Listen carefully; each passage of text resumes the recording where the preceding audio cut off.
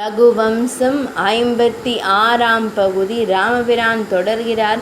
அச்சம் கொண்டவளான சீதையே, உன்னை அந்த அரக்கன் உன்னை தூக்கிச் சென்ற வழியினை இந்த செடி கொடிகளால் வாயால் கூற இயலவில்லை. அதனால் அவன் ஒடித்து போட்ட கிளைகள் எனும் அதன் கரங்களை, தளிர்கள் எனும் அதன் விரல்களை தொங்க விட்டபடி அவை எமக்கு நீ சென்ற வழியினை கூறியது. என் துயரை கண்ட இளம் மான்கள் அவை விரும்பும் இளம் பொற்களை கூட உட்கொள்ளாமல் மேல் நோக்கிய வானம் நோக்கிய இமைகளின் வரிசையுடன் தெற்கு நோக்கி தலை தூக்கி நின்று நீ சென்ற வழியினை கண்டு கொண்டிருந்தன. நான் அறியாத அந்த வழியினை அவையே காட்டி தந்தன. இதோ இந்த மால்யவான் எனும் சிகரத்தில் அமர்ந்து உன்னை காணாமல் நான் கண்ணீர் விட்டேன். அப்போது மேகமும் எனக்கு போட்டியாக புது நீரை மழை என கொட்டிற்று.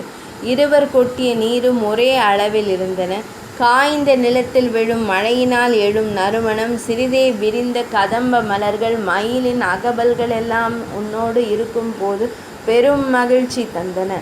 ஆனால் உன்னை பிரிந்த போது இவை எல்லாமே பெரிய வேதனையினை தந்து உன் பிரிவினை தாங்க முடியாதபடி செய்தது. அதோ காண்பாய், நமது வனவாசத்தின் போது பெரும் இடி இடிக்கும் நேரம் அவை இந்த வானத்தின் குகைகளில் எதிரொலிக்கும். அப்போது நீ அஞ்சியபடி இருக்க பற்றி கொள்வாய். நான் உன் நடுக்கத்தை நன்கு உணர்ந்துள்ளேன். நீ இல்லாத நேரம் அந்த மேகத்தின் சத்தம் குகைகளில் கேட்கும் பொழுதெல்லாம் நீ என்னை தழுவியதே நினைவுக்கு வரும். அந்நினைவுகளை வலியுடன் பொறுத்தபடியே இடிச்சத்தத்தை கேட்டு சகித்து கொண்டிருந்தேன். இங்கு புதுமழை பெய்து மண்ணில் இருந்து ஆவி எழுந்து அழகிய ஈரமான செங்காந்தள் மலர்களை கடந்து செல்லும் காட்சியானது நமது திருமணத்தின் போது ஹோம புகை எழும்பி உன் விழிகளை சிவக்க வைத்ததை நினைவுபடுத்தி மனமெல்லாம் துன்பம் எழச் செய்யும். அதையும் தாங்கிக் கொண்டேன். வஞ்சி கொடிகளினால் மறைக்கப்பட்ட பம்பா நதியின் இடையே சில இடங்களில் அன்னை பறவைகள் ஜோடியாக நீந்தும். அவைகளை காணும் போது அந்த நதியினையே குடித்து விடும்படி என் விழிகள் உன் நினைவால் நிலை கொண்டிருக்கும். இந்த பம்பா நதியின் மேல் பறக்கும் இணை பிரியாத சக்கரவாக பறவைகள் தாமரை மலரின் மேல் கொஞ்சும் போதெல்லாம் நான் உன்னை எண்ணி ஏக்கத்துடன் தனிமையில் கலங்கி கொண்டிருப்பேன். அதோ அந்த அசோக செடி பூங்கொத்துக்களுடன் படர்ந்திருந்த காட்சி அழகான உன் இடையோடு கூடிய மார்பகங்கள் போல இருந்ததால், உன்னை போலவே இருந்ததால் நான் மயங்கி அதை தழுவச் சென்றேன். லக்ஷ்மணனே, அது சீதையல்ல அசோக கொடி என எனக்கு நினைவுபடுத்தினான். உன் நினைவு என்னை அப்படி மயங்க வைத்தது.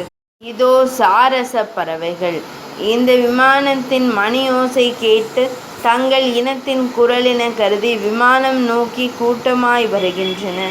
அது உன்னை எதிர்கொண்டு செய்யும் வரவேற்பு போல் இருக்கின்றதை காண்பாய்.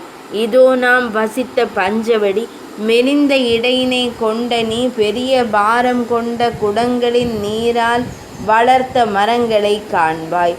நீ வளர்த்த மான்கள் நம் விமானத்தின் ஓசை கேட்டு கழுத்தை மேல் நோக்கி காணும் அச்சமிகுந்த அழகை காண்பாய். மறுபடியும் பஞ்சவடிக்கு நீ வருவதால் என்னை விட மகிழ்பவர் யார்? இந்த பஞ்சவடியில்தான் என் களைப்பு நீங்க கோதாவரி கரையில் உன் மடியில் தலை வைத்து படுத்திருப்பேன். கோதாவரி நதியின் குளிர்ந்த இனிமையான காற்று என்னை உறங்க வைக்க உன் மடியிலேயே நான் கண்ணுறக்கம் கொள்வேன். அந்த இன்பமான நினைவுகள் மறுபடி எழுகின்றது. உன் ஸ்பரிசத்திற்கு இணையான மகிழ்ச்சி வேறு ஏது? அதோ அதுதான் தன் புருவ நெறிப்பாலே இந்திர பதவிக்கு ஆசைப்பட்ட நகுஷனை பாம்பாக்கியவரும் கலங்கிய நீரை தெளியச் செய்தவருமான அகத்திய முனிவரின் ஆசிரமம். அதை காண்பாய். அந்த மூவகை அக்னியினை நெய் முதலியவற்றை இட்டு எழுப்புகின்றார். அவரின் இந்த யாகத்தின் அவிஸ்பாகம் மேல் எழுந்து என்னை எட்டும் பொழுது ரஜோ குணத்தை நான் இழப்பதை உணர்கிறேன்.